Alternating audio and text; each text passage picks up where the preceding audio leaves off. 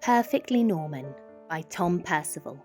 Read by Miriam Leary-White. Produced by Anthony Leary-White.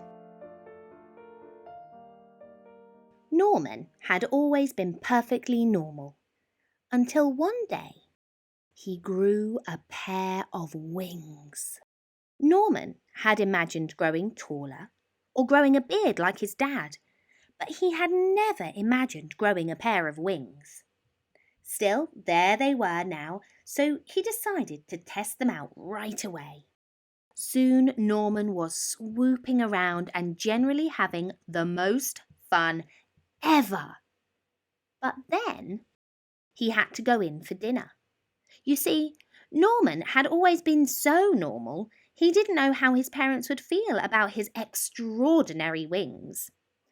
As he went in, Norman covered himself with a great big coat.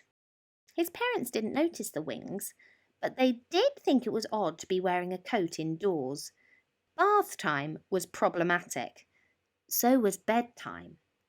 The coat was hot and uncomfortable, but Norman had decided that no one should see his wings, ever.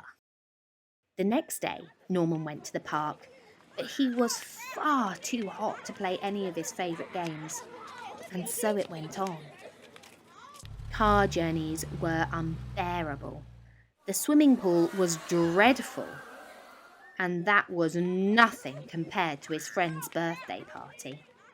The only time that Norman could feel normal now was when it rained. One day, a boy tried to pull his coat off, and Norman had to run away, hot-faced, angry and sad. He wished he'd never grown those stupid wings.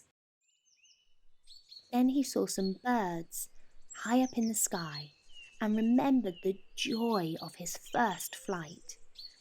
It occurred to Norman that it was the coat that was making him miserable, not the wings. "Why don't you take that tatty old thing off?" suggested his mum and dad. Norman looked up at them hesitantly. His parents smiled and nodded.